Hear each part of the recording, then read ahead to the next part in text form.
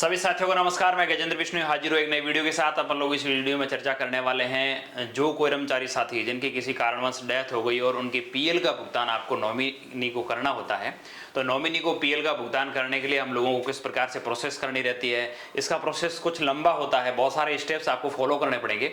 मैं आपसे निवेदन करूंगा आप वीडियो को एक बार स्टेप बाय स्टेप पूरा देख लीजिएगा, ताकि आपको किसी प्रकार का कहीं कोई डाउट या एरर आ रहा है तो उसका आपको समाधान मिल सके। साथियों, वीडियो प्रारंभ करूं उससे पहले छोटा सा मेरा निवेदन रहेगा, आप चैनल पे नए हैं सब्सक्राइब अवश्य कर लीजिएगा। चलिए प्रारंभ करते हैं। सबसे पहले आप लोगों को एचओ लॉगिन में लॉगिन हो जाना है। जो भी आपका एचओ रोल है उस पे जाएंगे। एचओ रोल में एम्प्लॉय मैनेजमेंट, आप यहाँ पे पहुंच जाएंगे। यहाँ पे आते ही सबसे पहले आप लोग देखते हैं कि उस एम्प्लॉय मैनेजमेंट के अंदर एम्प्लॉय मॉडिफिकेशन ऑप्शन खुलेगा। इसमें आपको बैंक डिटेल अपडेट करनी है नॉमिनी की। जो भी संबंधित कार्मिक जिसकी डेथ हुई उसके जो नॉमिनी है उनकी बैंक डिटेल अपडेट होना अनिवार्य है। फिलहाल की डेट में किसी का भी नॉमिनी की बैंक अकाउंट डिटेल अपडेट नहीं है, क्योंकि पे मैनेजर्स पे ये चीजें नहीं थी, आईएफएमएस पे आई है, हम लोगों को जरूरत नहीं पड़ी इसलिए हमने नहीं की होगी। तो आप नॉमिनी अपडेशन करना चाहेंगे, नॉमिनी अपडेशन करें उससे पहले आपको क्या कर लेना है, वर्क कॉन्फ़िगरेशन से जाकर के रोल असाइन करना है। आईएफएमएस 3.0 पर यदि आपने रोल असाइन नहीं कर रखा है तो प्रॉपर वो आपका सेव हो जाएगा, लेकिन वो काम कंप्लीट नहीं होगा, वो आगे तक रिक्वेस्ट फॉरवर्ड नहीं होगी। इसलिए प्रत्येक काम को करने से पहले आप रोल असाइन जरूर कर लें। और रोल असाइन करते समय भी एक दो बातों का ध्यान रखना होता है, वो कौन सी वो मैं आपको दिखाऊंगा। यहाँ पे आप लोग आते हैं प्रोसेस लिस्ट के अंदर, आप जैसा भी करना चाह रहे हैं, जैसे नॉमिनी बैंक मॉडिफिकेशन करना चाह रहे हैं, यहाँ पे क्लिक करेंगे तो यहाँ पे साथियों ये काम किस लेवल पे होना है ये आपको यहाँ देखना है। लेवल 1 ऑफिस, यदि यहाँ ऑफिस लिखा आ रहा है तो आपको एचओ को रोल असाइन करना है, और यदि यहाँ पे डीडीओ लिखा आता है तो आपको डीडीओ को रोल असाइन करना है। इन दो बातों का रोल असाइन के अंदर विशेष ध्यान रखना होता है। कई साथी यहाँ ऑफिस लिखा होता है रोल डीडीओ को असाइन कर देते हैं, फिर वो काम प्रॉपर तरीके से नहीं होता। कई यहाँ डीडीओ लिखा होता है और रोल एचओ को एलो कर देते हैं, तो वो फिर काम नहीं करता प्रॉपरली। तो आपको ध्यान रखना है कि यहाँ लेवल किसका दे रखा है, ऑफिस का, तो आपको एचओ को। देखिए इन्होंने क्या कर रखा है, डीडीओ को रोल असाइन कर रखा है, करना किसका था, एचओ का। तो सबसे पहले मैं इसको इनएक्टिव करूंगा। और लेवल 2 है वो ट्रेजरी से होता है। नॉमिनेशन की बैंक डिटेल अपडेशन की रिक्वेस्ट ट्रेजरी के पास जाती है और वहां से अप्रूव होने के बाद ही होता है। 2 नंबर का भी आपको करना जरूरी होता है। जो आपके एसटीओ होंगे उनका नाम आ जाएगा, उनको आपको रोल असाइन करना है। सबसे पहले मैं इनको सबको देखिए इनएक्टिव किया, वापस से रोल असाइन कर रहा हूं। अब की बार मैं एचओ के नाम के आगे जो असाइन लिखा उस पर रोल असाइन करूंगा, और देखेंगे आप लोग मैंने एचओ को एक्टिव कर दिया, डीडीओ को इनएक्टिव कर दिया है, और ये सारी चीजें ओके हो गई। इसके बाद आप लोग लीव इंगेजमेंट का बिल भी बनाएंगे, तो लीव इंगेजमेंट के लिए भी आप लोगों को करना है रोल असाइन। तो यहां देखेंगे, देखिए डीडीओ लिखा है, जबकि इन्होंने क्या कर दिया, एचओ को रोल असाइन कर रखा है। तो ये उल्टा कर रखा था, जहां एचओ करना था वहां डीडीओ कर दिया, जहां डीडीओ करना था वहां एचओ कर दिया। तो आप लोग यहाँ पे वापस इसको इनएक्टिव करते हुए वापस रोल असाइन करूंगा। अब की बार मुझे रोल डीडीओ को असाइन करना है, तो मैं डीडीओ को असाइन करूंगा। यहाँ देखिए एचओ का रोल मैंने इनएक्टिव कर दिया और डीडीओ को रोल एक्टिव कर दिया। तो आप लोग देखेंगे यहाँ सबसे पहले जब रोल असाइन करते हैं, यहाँ देख लीजिए कि ये लेवल किस लेवल का काम है, डीडीओ लेवल का है या ऑफिस लेवल का है। ऑफिस लेवल का है तो एचओ को करेंगे, और यदि डीडीओ लेवल का है तो डीडीओ का आप रोल असाइन करेंगे। रोल असाइन करने के बाद आप लोग देखेंगे सब रोल असाइन कंप्लीट हो गया। अब मुझे वो वापस बैंक मॉडिफिकेशन करना है, तो नॉमिनी बैंक मॉडिफिकेशन पे मैं क्लिक करता हूं। एचओ रोल में काम कर रहा हूं साथियों ये मैं, क्योंकि बैंक मॉडिफिकेशन की रिक्वेस्ट एचओ से ही जानी है, तो आप एचओ लेवल पे काम करेंगे। इस चीज को आपको ये भी ध्यान रखना है कि हम लोग काम तो रोल तो असाइन किया है एचओ को और काम कर रहे हैं डीडीओ में, तो वो काम कंप्लीटली नहीं होगा।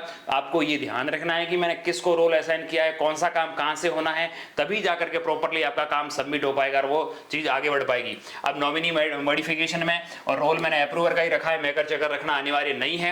अप्रूवर को रखते हुए अब जैसे ही मैंने फैमिली मेंबर उस कर्मचारी को, जैसे कि कर्मचारी की लिस्ट आ रही है, इसके पीछे जो मॉडिफाई ऑप्शन आ रहा है इस पे क्लिक करता हूं। इस पे क्लिक करते उस मेंबर का नाम यहां से आपको सेलेक्ट करना है, जो उसके फैमिली नॉमिनी इस डिटेल, इसके अंदर उस फैमिली के मेंबर्स की यदि डिटेल ऐड है तब तो यहाँ पे उसका नाम आएगा। जैसे मैंने यहाँ किया, उनका जो पत्नी है उनका नाम यहाँ पे आ गया, यहाँ पे डाला, उनका बैंक अकाउंट वगैरह डिटेल्स मुझे यहाँ पे दिख रही है। लेकिन ये बैंक अकाउंट डिटेल क्यों दिख रही है, क्योंकि हमने पहले इनकी रिक्वेस्ट एचओडी उसको ट्रेजरी को भेज करके अप्रूव करवा लिया था।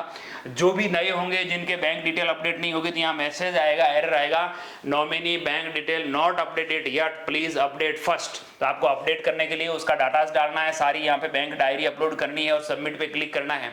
जैसे आप सबमिट पे क्लिक करेंगे वो रिक्वेस्ट ट्रेजरी चली जाएगी। आप ट्रेजरी को उसकी बैंक की कॉपी और अपना जो लेटर है वो लिख करके ट्रेजरी में जमा करवाइए, और ट्रेजरी वाले उसको अप्रूव करेंगे, तब जाकर के उसका बैंक डिटेल यहाँ पे शो करेगा।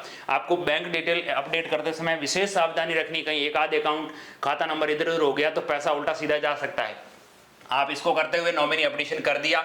अब मुझे क्या करना है साथियों, फैमिली, यदि यहाँ पे आपको कोई मेंबर नहीं दिख रहा है तो आप फैमिली नॉमिनी डिटेल इसमें से जाकर के उसको ऐड करेंगे। इस पे उस कर्मचारी का मॉडिफाई पे ऑप्शन क्लिक करेंगे। यहाँ पे देखेंगे आप एक व्यक्ति का नाम आ रहा है, एक का नाम आ रहा है। यदि आप नाम नहीं आता हो यहाँ पे तो ऐड मेंबर के थ्रू उसका नाम ऐड कर सकते हैं। देखिए उसकी पूरी डिटेल मांगेगा, Jan Aadhaar number, member ID, नाम, डेट ऑफ बर्थ, ये सारी चीजें जन आधार से ऑटो फेस हो जाएगी। यदि वो गवर्नमेंट इंप्लॉय है जो जिसको आप नॉमिनी बना रहे हैं वो गवर्नमेंट इंप्लॉय, यदि यस करेंगे उसकी कार्मिक आईडी डालनी होगी और उसके पैन कार्ड नंबर डालने होंगे। यदि गवर्नमेंट इंप्लॉय नहीं है तो आप नो रखेंगे और उनके पैन कार्ड नंबर डालेंगे और ऐड पे क्लिक कर देंगे तो उसकी डिटेल ऐड हो जाएगी।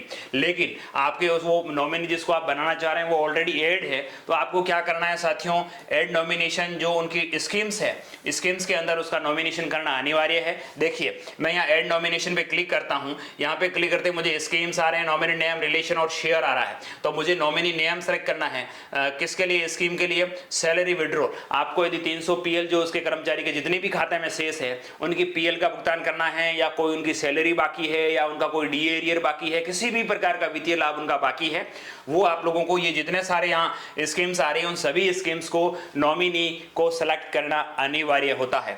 जैसे ही मैं सैलरी विड्रॉ पे क्लिक करता हूं और सेलेक्ट किया, उस नॉमिनी को, नाम को सेलेक्ट किया, जैसे इसको सेलेक्ट करूंगा तो क्या आएगा, family members pan number do not exist, kindly update in family detail. यानी जिसको आप नॉमिनेशन के लिए सेलेक्ट कर रहे हो उसके पैन कार्ड नंबर अपडेट नहीं है, क्योंकि आईएफएमएस पर एक सिस्टम है, 50,000 रुपए से ज्यादा का पेमेंट होने पर उसमें पैन कार्ड नंबर का ऐड होना अनिवार्य है, नहीं तो वो पैन कार्ड नंबर ऐड नहीं होने की वजह से उसका पेमेंट आप नहीं कर पाते हैं। तो उस नॉमिनी का यदि पैन कार्ड नहीं बना हुआ तो पैन कार्ड बनवाना अनिवार्य होगा। आपने पैन कार्ड नंबर डालने के लिए कहाँ जाएंगे, वापस वही फैमिली डिटेल्स के अंदर, ठीक है, फैमिली एंड नॉमिनी डिटेल, इस पे जाएंगे, इस पे वही मॉडिफाई पे क्लिक करेंगे, यहाँ आ गई डिटेल। अब इनके देखिए जन आधार नंबर भी नहीं है, मेंबर भी नहीं है, फीमेल है, मैं यहाँ एडिट का ऑप्शन आ रहा है, इस पे क्लिक कर रहा हूँ। इस पे क्लिक करते ही मुझे जन आधार नंबर डालने हैं, उसकी मेंबर आईडी, उनका नाम, डिटेल वगैरह वगैरह ऑटोमेटिक आ जाएगी। और यहाँ पे साथियों पैन कार्ड नंबर खाली आएगा, तो मुझे क्या करना है, उनके पैन कार्ड नंबर टाइप करना है और सीधा अपडेट पे क्लिक करना है। जैसे ही मैंने अपडेट किया तो उनके जन आधार नंबर, ये मेंबर आईडी सब कुछ आ गया और इनका डाटा अपडेट हो गया। अब मैं वापस ऐड नॉमिनी पे क्लिक करता हूँ, वही स्कीम सेलेक्ट करी मैंने, सैलरी विड्रॉ वाली, नॉमिनी को सेलेक्ट किया, रिलेशन अपने आप आ गया, शेयर आपको 100% डालना है और ऐड पे क्लिक करना है। तो एक एक करके सारी जो स्कीम्स है उन सभी स्कीम्स के अंदर आप लोगों को उस नॉमिनी को ऐड कर लेना है और उसका परसेंटेज शेयर कर देना है। हो सकता है कभी कभार नॉमिनी एक से ज्यादा हो और आपको दो नॉमिनीज को 50-50% पेमेंट का भुगतान करना हो तो भी आप कर सकते हैं, कोई इश्यू नहीं। आप यहाँ 50% और दूसरे वाले को 50% करते हुए नॉमिनेशन ऐड कर सकते हैं। अपडेट फैमिली नॉमिनेशन डिटेल, इसको सेव करना है यहाँ से। जैसे आप लोग सेव करेंगे कंफर्म मांगेगा, ओके हो जाएगा, आपका सेव हो गया। उसके बाद साथियों आप लोगों को क्या करना, उस कर्मचारी की सर्विस डिटेल को भी एक बार चेक कर लेना है। उसकी जो सर्विस स्टेटस है उसको डेथ सेलेक्ट करना अनिवार्य है।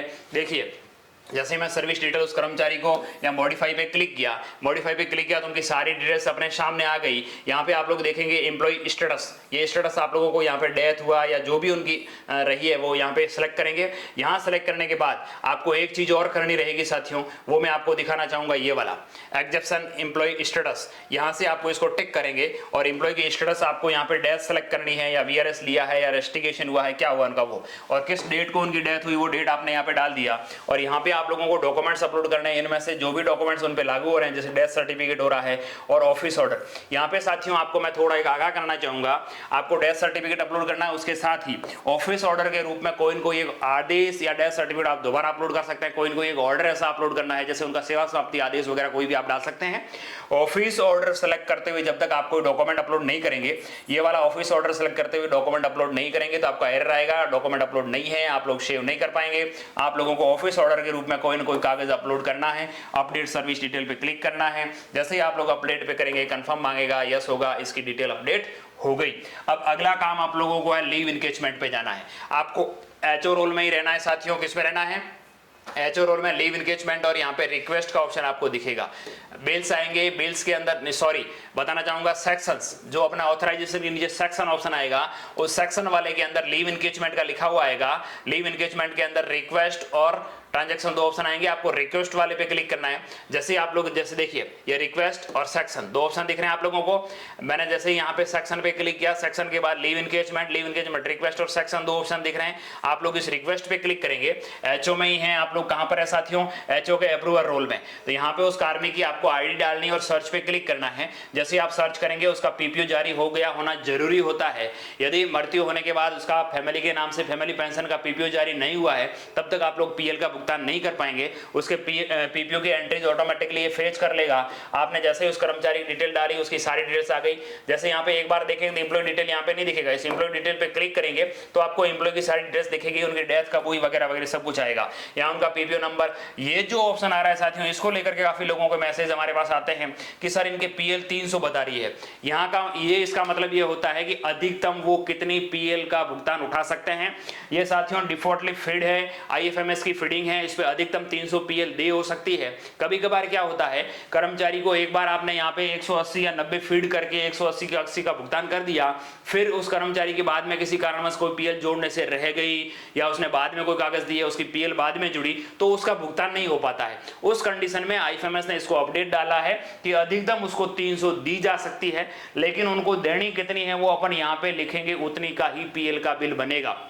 तो आपको इसको लेकर के कंफ्यूजन नहीं होना है। ये 300 डिफॉल्टली फिड है, इसको कहीं पर भी अपने लेवल से एडिटेबल नहीं है, ये अधिकतम होती है, यानी उस कर्मचारी को अधिकतम कितनी दी जा सकती है वो है ये। आपको उसको पीएल कितनी भुगतान करना है वो आपको यहाँ पे संख्या लिखनी होगी, उसके बाद उनका सारा डिटेल्स लिखेगा कि कितने उनका बेसिक है वगैरह वगैरह। ये चीजें यदि सही नहीं हो, उनका बेसिक उनका डीए वगैरह, तो आप लोग पे एंटाइटलमेंट में जाकर के उनका पे पहले ठीक कर लीजिए, उसके बाद आप आगे बढ़ पाएंगे। देखेंगे उसके बाद आपको डॉक्यूमेंट अपलोड करना है साथियों। डॉक्यूमेंट उनके संबंध में जो आपने लीव सेक्शन ऑर्डर निकाला ऑफलाइन, आपको कार्यालय आदेश जो आपने भुगतान के लिए निकाला है वो ऑर्डर आप लोगों को यहाँ पे अपडेट करना है। यहाँ पे साथियों आपको मैं दोबारा से दिखाना चाहूंगा, यहाँ आपको उतना ही संख्या लिखनी है जितनी उनके खाते में पीएल है। आपने जो कार्यालय आदेश सेक्शन बनाया उसकी डेट क्या रखी, उसके सेक्शन के नंबर क्या है, आउटवर्ड नंबर आपका जो आपने ऑफलाइन पीएल भुगतान के लिए ऑर्डर बनाया वो उसकी डिटेल्स आपको यहाँ पे डालनी है, बाकी किसी की नहीं। अब सारी चीजें करने के बाद यहाँ पे आपको यदि कोई कॉपी किसी को देनी है, ट्रेजरी को, सीबीओ को, जिसको भी आप कॉपी देनी वो कॉपीज ऐड कर सकते हैं, नहीं करेंगे तो भी चलेगा। उसके बाद आपने यहाँ ओके लिखा और सबमिट पे क्लिक किया। जैसे ही सबमिट पे क्लिक किया कंफर्म मांगेगा, ओके करिएगा। ओके करने के बाद साथियों अप्रूव विद ई साइन या अप्रूव विदाउट ई साइन, आप लोगों को अप्रूव विद साइन पे क्लिक करना है। जैसे ही अप्रूव विद साइन पे क्लिक करेंगे सक्सेस आ जाएगा। ओके करेंगे, ओके करके थोड़ी देर रुकना है आपको, जल्दबाजी नहीं करनी, काटना नहीं है। जैसे आप थोड़ी देर रुकेंगे तो उसका ऑर्डर बन करके आएगा। इस ऑर्डर को आप लोग अच्छी तरह से देख लीजिएगा, वो पूरा है। देखिए उपार्जित अवकाशों की अधिकतम संख्या उनके 300 हो सकती है, लिए 300 लिखी आती है तो आपको यहाँ घबराने की आवश्यकता नहीं है। उपरोक्त भाग रहित 190 दिवस के उपार्जित अवकाश को एवज में और उनकी मृत्यु की दिनांक को प्राप्त होने पर इनके पूरा डिटेल्स लिखा है। यहाँ पे आपको उनका कितना पेमेंट देना है वो सारी चीजें आएगी, लेकिन इसमें आपको ध्यान ये रखना है कि नीचे क्या लिखा है, देखिए उक्त राशि का भुगतान निम्नानुसार उनके नॉमिनी व्यक्तियों को किया जाएगा। ये उनके नॉमिनी का नाम आ जाएगा, उनकी पूरी डिटेल आएगी, बैंक डिटेल आएगी, सारी चीजें। ये यदि नहीं आ रही है इसका मतलब अपना सेक्शन ऑर्डर गलत बन रहा है। इसका पीछे कारण ये हो सकता है आपने उस कर्मचारी की स्टेटस पहले अपडेट नहीं की होगी, आपने उस कर्मचारी का जो मैंने अभी थोड़ी देर पहले आपको रोल असाइन करते हुए उसके नॉमिनी की जो स्कीम्स है उसके तहत उन नॉमिनी को भुगतान किया जाना उसका आपने पहले सही तरीके से ऐड नहीं किया होगा, इसलिए उसका नहीं आएगा। यदि ये चीजें नहीं आ रही होगी तो आपका बिल उसी के खाते में चला जाएगा जो कर्मचारी था, उसके नॉमिनी के खाते में नहीं जाएगा। आपको ध्यान ये रखना है कि नॉमिनी की डिटेल एकदम अच्छी तरह से आई, उसको सही तरीके से आप मिलान कर लें। उसके बाद आपको ई साइन पे क्लिक करना है। इस साइन पे जैसे ही क्लिक करेंगे तो संबंधित जो आपके डीडीओज हैं, एचओ हैं, उनके आधार नंबर डालना है, इसको अलाउ करना है, रिक्वेस्ट ओटीपी करेंगे, ओटीपी डालेंगे, सबमिट हो जाएगा। सबमिट होने के बाद उनके डिजिटल साइन हो जाएंगे। ये साथियों कभी कभार टेक्निकल एरर की वजह से आपके ई साइन नहीं हो पाते हैं, आपको थोड़ा सा इंतजार करना रहता है। कभी कभार लोग ये पैनिक होते हैं कि सर हमारा तो इस पर डिजिटल सिग्नेचर ही नहीं हो पा रहे, क्या करें। तो आप लोग थोड़ा सा वेट करें, डिजिटल साइन हो जाते हैं, कोई इश्यू नहीं। आप इसे प्रिंट करते हुए रख लीजिएगा, उनकी आपको डालनी होगी सर्विस बुक के अंदर, ठीक है। ये होने के बाद आप इसको काट दीजिएगा। अब आपको रोल चेंज करना है, बैक टू स्पेस आना है और अब डीडीओ में जाना है। अभी तक जितनी अपने कार्रवाई की वो एचओ के अंदर की, अब बिल की प्रोसेस साथियों डीडीओ में होगी। तो आप लोग बैक टू स्पेस जाएंगे, डीडीओ रोल में आ जाएंगे या डीडीओ रोल के अंदर बिल्स पे क्लिक करेंगे। बिल्स पे क्लिक करते ही लीव इंकेजमेंट बिल और बिल जनरेशन वाला ऑप्शन आएगा आपके सामने। बिल जनरेशन वाले पे क्लिक करेंगे। जैसे ही बिल जनरेशन वाले पे क्लिक किया तो जिन व्यक्ति की हम लोगों ने लीव सेक्शन के लिए निकाली थी उनकी डिटेल्स यहाँ पे आएगी। इनको आपको सेलेक्ट करना है और यहाँ आपका इनिशिएट खुल जाएगा। देखिए इनिशिएट खुल गया, मैंने इनको सेलेक्ट किया, इनिशिएट पे क्लिक किया, कंफर्म मांगेगा, सक्सेसफुली हो जाएगा और आपका बिल है वो बन गया। बिल बनने के बाद आपको बिल लिस्ट पे क्लिक करना, वो लीव इंगेजमेंट के बिल जनरेशन के नीचे बिल लिस्ट लिखा हुआ आएगा। इस बिल लिस्ट वाले पे क्लिक करेंगे तो यहाँ पे आपको पे ईयर, कौन से ईयर में आपने पे किया, कौन से महीने में पे किया, और सर्च पे क्लिक करना है। जैसे आप सर्च पे क्लिक करेंगे जिनका पीएल भुगतान के लिए बिल बना है वो आपको दिखेगा। यहाँ आपके सामने आंख का निशान दिखेगा, इस पे क्लिक करेंगे आपको इनर दिखेगा। इस इनर के अंदर साथियों यहाँ पे नॉमिनी का नाम और उसकी बैंक खाता नंबर यहाँ लिखे हुए आएंगे। आप लोग एक बार अच्छी तरह से देख लीजिएगा, उसका नाम सही आ आ रहा है और उसका खाता नंबर भी सही आ रहा है तो ही वो नॉमिनी के खाते में जाएगा। नीचे लिखा होगा date of death, gross amount in words, यानी यहाँ डेट ऑफ डेथ भी लिखी हुई आनी चाहिए। यदि ये नहीं आ रही है तो उसके खाते में न जा करके कर्मचारी के खाते में पैसा जा सकता है। आप लोगों को ये ध्यान रखना है कि उसका नॉमिनी का नाम भी आए, उसका खाता नंबर भी आए, उसकी डेट ऑफ डेथ भी आए। ये चीजें आने के बाद आप लोग इनर आउटर दोनों चेक कर लें, उनका जितना भुगतान कर रहे हैं उतना ही बन रहा है या कम ज्यादा हो रहा है तो आप लोग देख लीजिएगा। उनको नेट कितना जा रहा है, डिडक्शन कितनी हो रही है, ग्रॉस कितना है, वगैरह सारी चीजें आप देख लीजिएगा एक बार। उसके बाद आप जब इसको देख करके वापस आते हैं तो आपको बिल नंबर पे क्लिक करना है। ये जो ब्लू कलर के अंदर बिल नंबर आएंगे, इस बिल नंबर पे क्लिक करेंगे तो ये नीचे खुलेगा। इसके अंदर आपको साथियों डॉक्यूमेंट अपलोड करना है। अदर वाला सिलेक्ट करते हुए यहाँ पे डॉक्यूमेंट्स के अंदर उस कर्मचारी का डेथ सर्टिफिकेट, उसका सेवा समाप्ति आदेश, उसकी फैमिली के नाम से जो फैमिली पेंशन का पीपीओ जारी हुआ, पीपीओ ऑर्डर, जो आपने कार्यालय से पीएल भुगतान का सेक्शन ऑर्डर निकाला वो ऑर्डर, इन 4-5 ऑर्डर्स की एक ही पीडीएफ के अंदर आपको समाहित करना है। उसके 10 MB से ज्यादा साइज नहीं होनी चाहिए। आप पीडीएफ अपलोड कर देंगे और यहाँ पे प्रोसेस पे क्लिक करेंगे। जैसे आप लोग प्रोसेस पे क्लिक करेंगे साथियों, वही जो हम लोग नॉर्मल से बिल फॉरवर्ड करते समय करते हैं, डीडीओ के पास ओटीपी जाएगा, ओटीपी डालेंगे, बिल फॉरवर्ड हो जाएगा। बिल फॉरवर्ड होने के बाद आप लोग बिल की स्टेटस भी देख सकते हैं। वही वापस यहीं आपको बिल्स के अंदर बिल स्टेटस मिल जाएगी। बिल स्टेटस पे क्लिक करते हैं तो यहाँ पे जितने भी बिल बना रखे हैं वो फॉरवर्ड टू ट्रेजरी। यहाँ पे अभी तक हमने बिल फॉरवर्ड नहीं किया ट्रेजरी, तो हो सकता है आपको बिल जब फॉरवर्ड कर देंगे तो आपको बिल फॉरवर्ड टू ट्रेजरी या पेंडिंग एट ट्रेजरी, बिल के उस पर टोकन नंबर लग चुके हैं या बिल पास हो चुका है, ये सारी चीजें आपको वहां पे शो हो जाएगी। तो साथियों ये नॉमिनी को पीएल के भुगतान करने के संबंध में हमारी वीडियोस थी। आपको यदि इसमें भी कहीं कोई डाउट लगे तो एक बार पुनः निवेदन करना चाहूंगा लास्ट के अंदर भी कि आप लोग एक बार वीडियो को पूरा देख लीजिएगा ताकि आपके सारे डाउट्स क्लियर हो जाएंगे। ठीक है साथियों, एक बार पुनः आप सभी साथियों का बहुत बहुत धन्यवाद।